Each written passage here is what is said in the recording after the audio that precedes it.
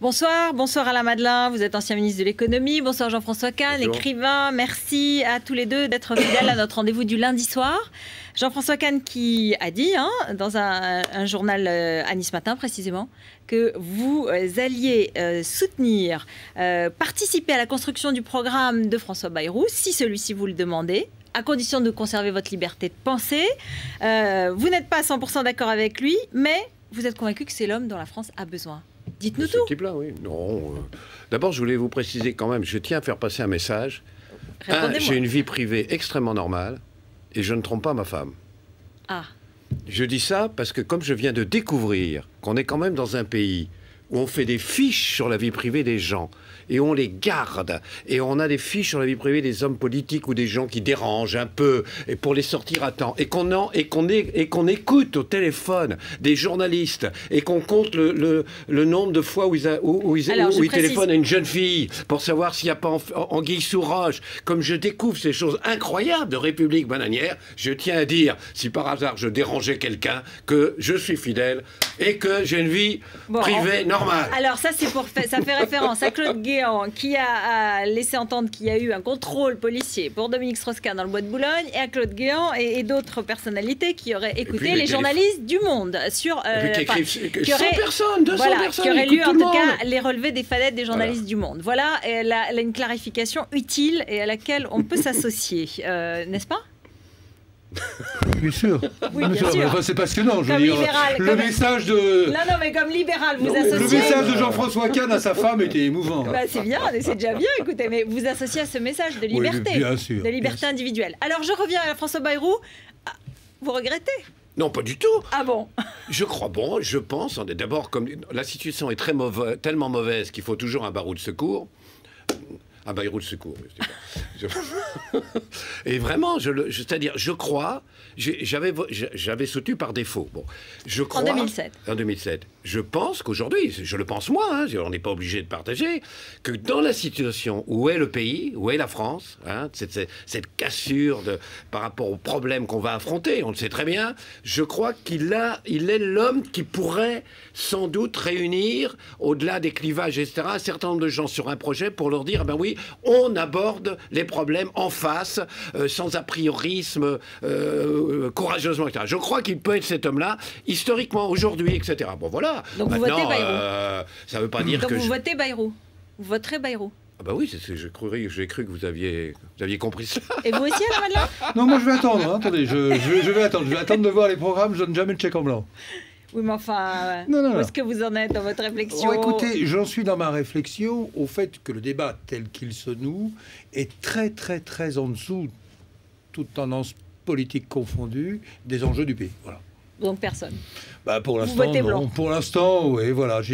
Comment? Vous votez blanc? Non, mais pour l'instant, je ne suis pas tenté de voter. J'ai eu de la chance dans ma vie, souvent, c'est de voter pour moi aux élections quand j'étais candidat. Donc maintenant, je me permets d'être un peu plus exigeant. Alors vous êtes candidat, c'est ce que vous nous annoncez ce soir? Non. Alors vous attendez, vous nous direz ici sur ce plateau. Candidat. Ah bah voilà, c'est ce que je cherchais à savoir. En tout cas, il a pas mal d'idées là-dessus. Vous lui gardez le scoop si vous êtes candidat. Ah bah oui. Non mais même sur qui vous votez, je compte sur vous. Ça sera ici sur ce plateau. Alors à marche forcée le plus vite possible. C'est comme ça qu'on va adopter peut-être un nouveau traité européen. C'est ce que nous ont dit Nicolas Sarkozy et Angela Merkel. C'est la bonne méthode? Alors, ce projet de traité franco-allemand est, en apparence, complètement nul. Ils partirent 27, ils se retrouvèrent peut-être à 17 maximum en se retrouvant à Francfort. Donc on voit mal ce que ce traité apporte. Une police à la demande, c'est-à-dire que dans l'avenir, si quelqu'un dépasse les 3%, suivant les pays, ça sera dans 3 ans, dans 4 ans, dans 5 ans, il y aura un mécanisme de sanction automatique. Déranger l'Europe entière pour voter ça, franchement, alors que nous avons des problèmes immédiats et que d'une certaine façon, la sanction, elle existe, beaucoup plus efficace que la police allemande qu'imagine Mme Merkel. La sanction qui est... La police allemande? Oui, mais c'est une phrase que j'ai utilisée depuis le début. Alors là, méfiez-vous. Oui, je sais bien dans le contexte, ça va faire jaser. Mais disons une discipline à l'allemande, si vous préférez. Allez. Oui, on va dire que vous avez dit la Gestapo allemande, parce que étant donné le climat... Non, ce que je dis simplement, c'est que vous avez une discipline beaucoup plus plus féroce qui règne aujourd'hui de par les agences de notation et surtout les marchés financiers qui menacent de ne pas acheter en janvier le papier émis par les uns ou par les autres, ce qui est bien évidemment beaucoup plus contraignant que tout ce que disent le traité, futur projet de traité. C'est pas la bonne solution. Attendez, juste un dernier mot, parce que néanmoins, il y a peut-être une truffe que l'on n'a pas remarquée, parce que je n'imagine pas qu'avec ce traité, on puisse tenir jeudi et vendredi. Vous allez retrouver la même séquence habituelle, traité, déclaration le jeudi, euphorie le vendredi, gueule de bois le lundi. Ça fait la 8e fois. Ça ne passera pas. Ça ne passera pas. Oui, il y a néanmoins alors peut-être une truffe qui est dedans, c'est que le mécanisme qui doit succéder à l'actuel Fonds européen de stabilité financière, qui est un mécanisme qu'on appelle le mécanisme européen de stabilité, qui pourrait être avancé en 2012, janvier 2012. Et alors là, vous avez un véritable FMI à l'européenne, avec le statut juridique de le FMI, avec une capitalisation de 700 milliards, avec beaucoup de problèmes, puisque la France est engagée... La France est engagée à hauteur de 140 milliards, et chaque pays doit débourser de l'argent automatiquement sous préavis de 7 jours et de façon inconditionnelle. Est-ce que cette proposition de traité ne met pas François Hollande dans un corner? Parce qu'il faut s'il le refuse, il faut qu'il démontre qu'il est vraiment européen, qui veut vraiment sauver la zone euro, et puis en plus il est pour l'équilibre budgétaire. Est-ce qu'il ne doit pas en donner des garanties? Je ne crois pas, parce qu'il peut dire, on a déjà fait la remarque ici, d'abord qu'il y a une limite au couple, à diriger l'Europe, la direction de l'Europe par le couple franco-allemand. Il y a un moment où ça ne marchera pas. Il y a un moment où ils sont 17 quand même, 27 ou 17. Il y a un moment où ils ont dit, attends, on existe. Qu'est-ce que c'est que cette Europe où c'est deux? Qu'est-ce que ça veut dire? C'est une chambre à coucher, c'est plus l'Europe communautaire. Chacun ses images. Bon, d'une part. Et en plus, on ne peut pas... Je suis plutôt parmi ceux qui veulent qu'on aille vers plus de fédéralisme. Mais en même temps, s'il y a plus de démocratie, si les peuples peuvent s'exprimer. Simplement, moi, je voudrais simplement aborder sur un autre angle. C'est que, bien sûr, Merkel impose son point de vue. De plus en plus, elle impose son point de vue. Et comment dire... Sarkozy est obligé d'en rabattre, si vous voulez, d'accepter. Alors, je vois bien que l'opposition va dire, on en a déjà abordé, va dire il se couche, etc. Moi, je crois qu'il faut être prudent, il faut être plus honnête que ça. Parce que d'abord, il y a un rapport de force, c'est comme ça, et ça, c'est quelqu'un d'autre, etc. D'autre part, aujourd'hui, on a encore la possibilité d'un leadership avec l'Allemagne. Mais si il n'y a plus l'Allemagne, il n'y a plus de leadership du tout. Il vaut mieux avoir un leadership avec l'Allemagne, de son point de vue, du point de vue Sarkozy, que plus de leadership du tout. Donc, pour une fois, en plus, il fait preuve de réalisme, de dogmatisme. Je dirais même, vous vous rendez compte, un gros mot, de modestie. Peut-être même il fait preuve de modestie.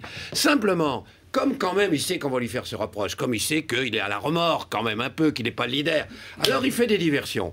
Alors il y a des diversions un peu nationalistes. Mais la dernière, c'est celle qui consiste, et c'est ça que je voulais en venir, parce que ça pose un problème des médias, celle qui consiste à dire, parce qu'il y a eu deux déclarations de deux socialistes, en effet un peu maladroit, de dire... Voilà, Arnaud Montebourg et Jean-Marie Le Pen, qui ont tous les deux... La gauche, les socialistes versent dans le racisme germanophobe, etc.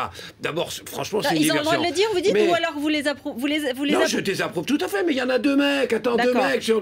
Est-ce que c'est normal que le lendemain, tous les médias télé que j'ai écoutés, toutes les grandes radios que j'ai écoutées, etc., disent alors le problème de la dérive germanophobe du PS. Attends, c'est pas l'Élysée de dire quels doivent être les thèmes des médias le lendemain. Ça existe ce sentiment dans l'opinion, à votre avis, aujourd'hui? Est-ce qu'il y a une inquiétude sur la mainmise ou le côté directif, autoritaire, diront certains, de l'Allemagne? Ça peut déraper très vite.